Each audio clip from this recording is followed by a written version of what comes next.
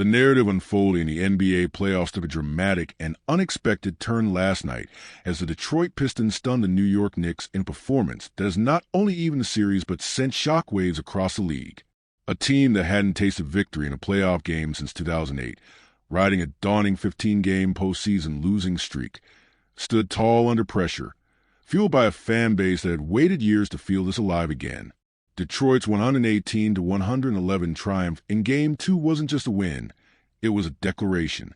For all the preseason talk about playoff experience and postseason pedigree, Detroit flipped the script behind the breakout performance of Cade Cunningham. The former #1 overall pick came into Game 2 after a subpar shooting night in the opener and responded with the poise of a seasoned veteran.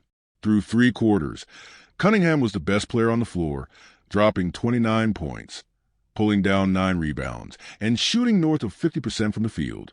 His relentless drives to the rim set the tone, challenging the Knicks' interior defense and forcing officials to make calls.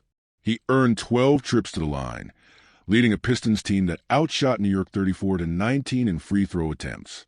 The Pistons, aggressive and purposeful, live at the charity stripe, converting 28 of 34, a critical margin in a tightly contested battle. New York head coach Tom Thibodeau voiced his frustration post-game, centering his ire on the free throw disparity. "Huge discrepancy," he stated, calling into question the consistency of the officiating. But in truth, the disparity mirrored the flow of the game. Cunningham was attacking, earning contact and whistles. And while Jalen Brunson also drew fouls and poured in 37 points on the night, the Knicks' offense often stalled, relying too heavily on isolation while struggling to generate efficient team looks. Thibodeau's comments, likely a strategic attempt to influence officiating moving forward, masked deeper concerns. The Knicks were out-hustled, out-executed, and out-rebounded, losing the battle on the glass 48-34. Detroit's dominance on the boards came despite being without their physical enforcer Isaiah Beef Stew Stewart, who missed the contest due to a knee injury.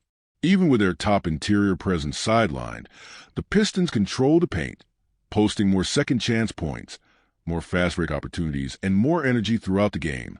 For New York, the pressure is now mounting.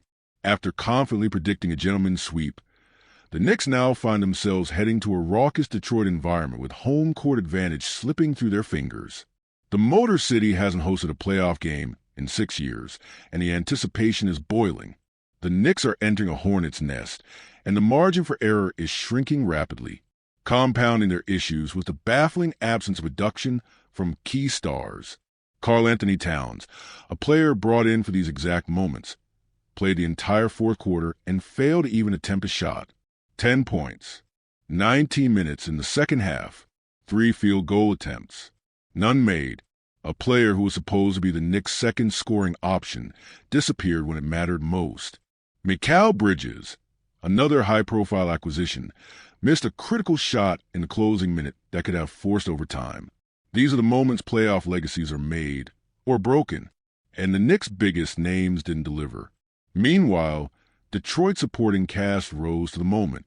Tobias Harris delivered a gritty 15-point, 13-rebound performance, anchoring the team through a pivotal 3rd quarter. Dennis Schroeder, thrust into a bigger role after Ozar Thompson fouled out midway through the 4th, stepped up with clutch minutes and nailed the go-ahead 3-pointer with under a minute to play. These are the kinds of contributions that define playoff upsets. These are the plays that winners make. So as New York looks to rebound, the narrative has changed. This is no longer a mere formality for the higher seed. It's a street fight, a battle of wills. And if Detroit continues to play with this level of fire, they may not just be tying the series. They might be rewriting it entirely. The Knicks came in believing their experience would carry them. But now, the spotlight is squarely on how they respond to adversity, to pressure, and to a young Pistons team that is proving they're no longer here just to compete. They're here to win.